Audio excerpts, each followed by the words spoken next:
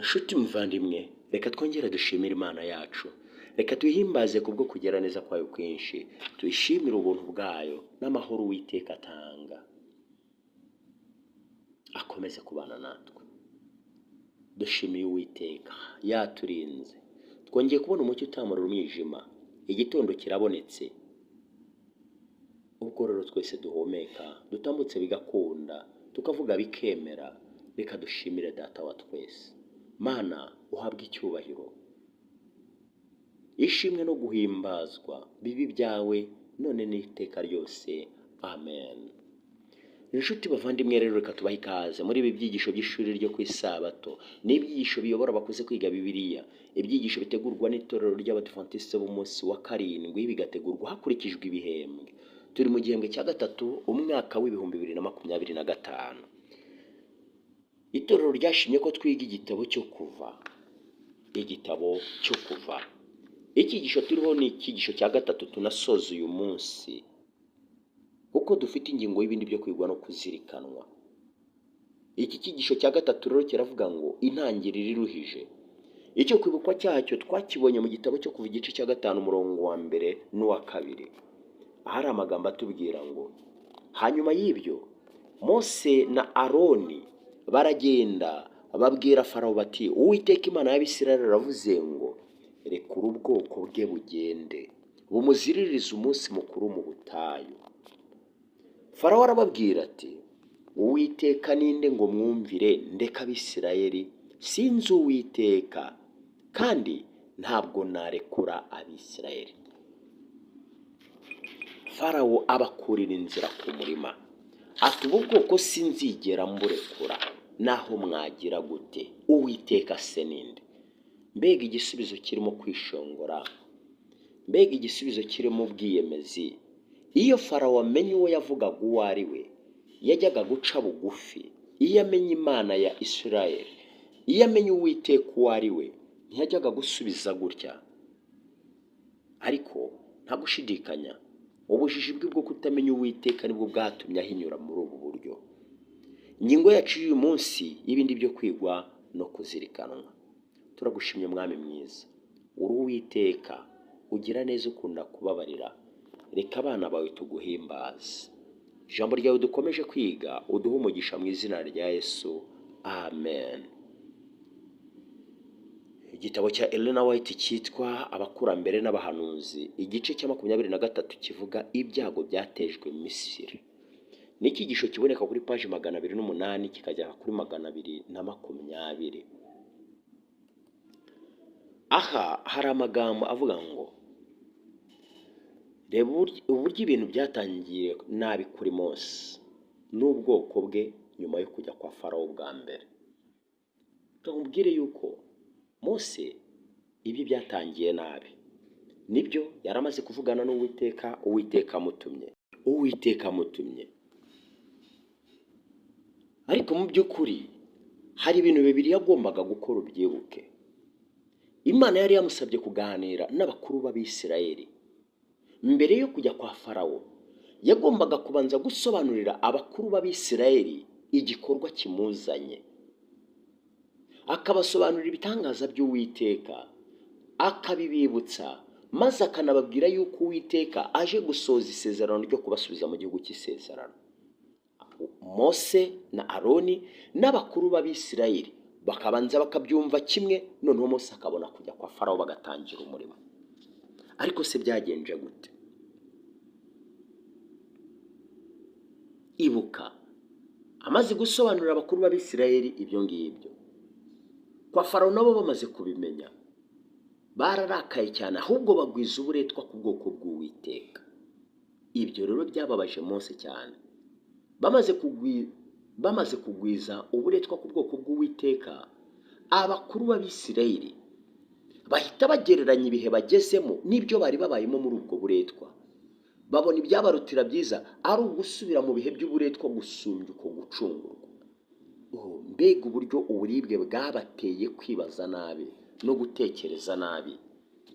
Bahindukirira Mose rero, ibyo bibabaza Mose. Reka twumve icyo umwanditsi yanditse. Ibyo byabujije umwami amahoro bamaze kubimubwira. akeka ko Abisirayeli bafite umugambi wo kumugomera ngo badakora imirimo ye.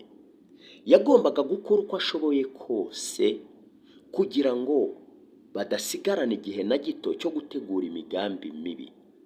Nibwo yahereye ko atanga itegeko ryo gukaza ingoyi y'uburetwa bwabo, maze agacubya umwuka bari bafite wo gushaka kwitegeka.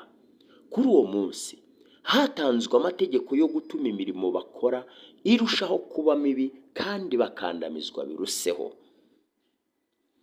Ibikoresho byo kubaka byakoreshwaga ahantu henshi muri icyo gihugu byari amatafari ya rukarakara. Inkuta z'amazu menshi akomeye zari zubakishijwe ayo matafari, maze bakomekaho amabuye, kandi babumba amatafari byasabaga abakoresha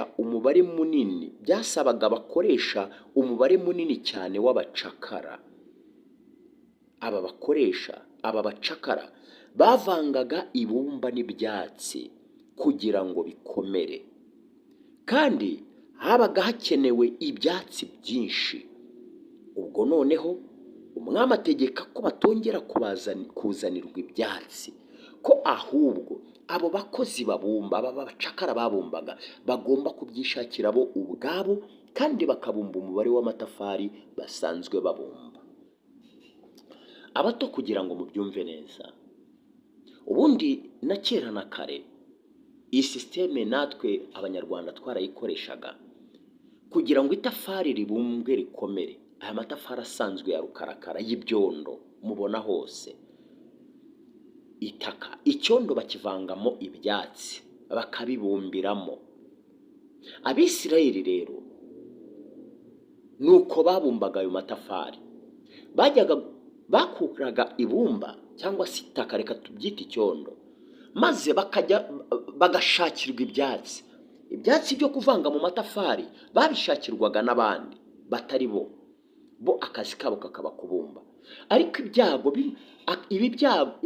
Mose amaze gutumwa Isirayeli, Egiputa yategetse yuko noneho bya byatsi babashakiraga byo kuvanga n'itaka batongera kubibashakira, ahubwo bajya kwihigira ibyo byatsi byo kuvanga n'itaka, kandi umubare bajyaga babumba bashakirwa ibyatsi ukagumaho ntugabanuke, bakawupresenta wose.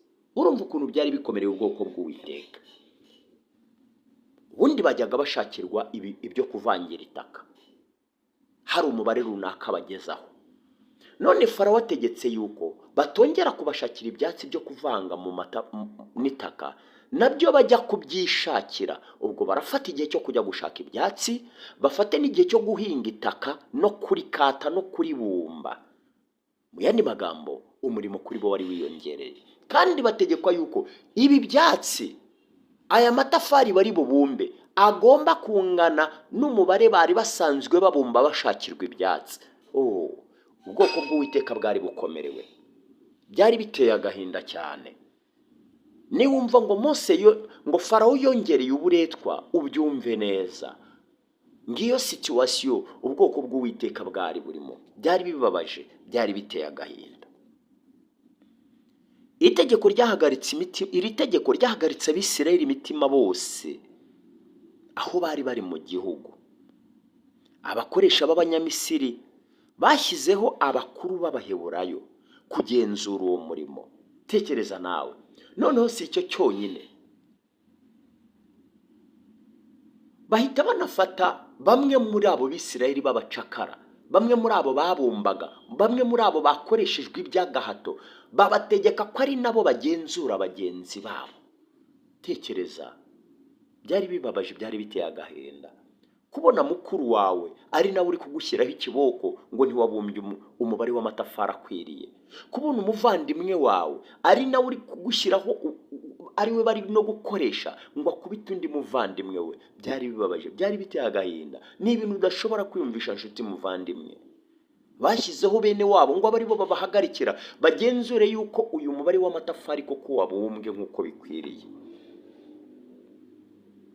Ubwo babwirwaga gukora ibyo umwami yavuze, abantu bakwiriye mu gihugu hose bashaka ibitsinsi by'inganagano mu cyimbo cy'ibyatsi, ariko ntibashobora kugera ku mubare w'amatafari bari basanzwe babumba ku munsi.